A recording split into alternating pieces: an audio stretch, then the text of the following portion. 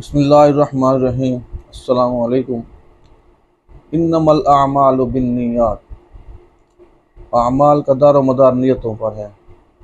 پیغمبر صلی اللہ علیہ وآلہ وسلم کی اس حدیث مبارکہ میں ہمیں یہ پتہ چلتا ہے کہ اس دنیا میں جو بھی امور سر انجام دیے جاتے ہیں ان کا سرتا سر دار و مدار نیتوں پر ہے۔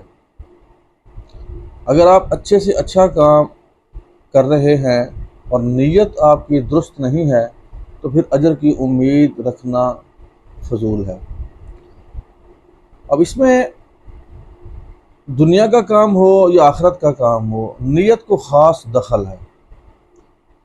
اگر آپ دنیا کا کام اس نیت سے کر رہے ہیں کہ اس سے مجھے آخرت میں اجر ملے اور اللہ میرا اس سے راضی ہو جائے، اللہ کی مخلوق راضی ہو جائے، تو اس سے آپ کو اجر کی امید رکھنی چاہیے۔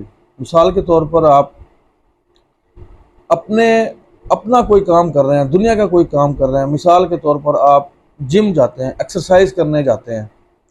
اب یہ ایک پیور دنیاوی کام ہے، اس پر شرع کو کوئی اعتراض نہیں ہے اور نہ ہی اس میں کہیں اقرار کی کوئی بات ہے۔ یعنی کوئی ایسا کام نہیں ہے جس میں شریعت آپ کو منع کرے یا آپ کو کرنے کی ترغیب دے۔ یعنی ایک ایسا کام ہے جو آپ کی صحت سے تعلق رکھتا ہے۔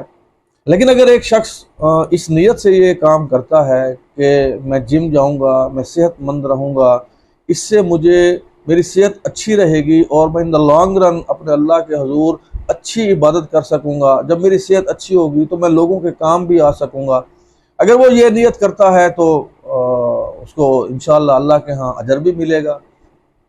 لیکن دوسری طرف جب ہم یہ دیکھتے ہیں کہ ایک شخص نہانے جاتا ہے اور اس کی نیت وضو کی نہیں ہے، تو امام ابو حنیفہ رحمہ اللہ تعالی فرماتے ہیں کہ اس کا وضو تو ہو گیا، اب وہ اسے نماز پڑھ سکتا ہے، نماز ہو جائے گی اس کی، لیکن اس کو وضو کا اجر نہیں ملے گا۔ نبی علیہ الصلوۃ والسلام کے دور مبارک میں ایک صحابی نے مکان تعمیر کیا۔ اللہ کے نبی صلی اللہ علیہ وسلم جب وہاں تشریف لے گئے تو ایک روشن دان کو دیکھ کر آپ صلی اللہ علیہ وسلم نے ارشاد فرمایا کہ یہ کیوں رکھا گیا ہے؟ تو ان صحابی نے عرض کی کہ یا رسول اللہ صلی اللہ علیہ وسلم، یہ اس لیے رکھا ہے کہ اس سے ہوا اور روشنی آئے گی مکان میں۔ تو آپ صلی اللہ علیہ وسلم نے فرمایا کہ اگر تم یہ نیت کرتے کہ اس سے اذان کی آواز آئے گی اور میں نماز کے لیے جاؤں گا تو ہوا اور روشنی کو تو کوئی روک ہی نہیں سکتا، ہوا اور روشنی تو ضرور آئے گی۔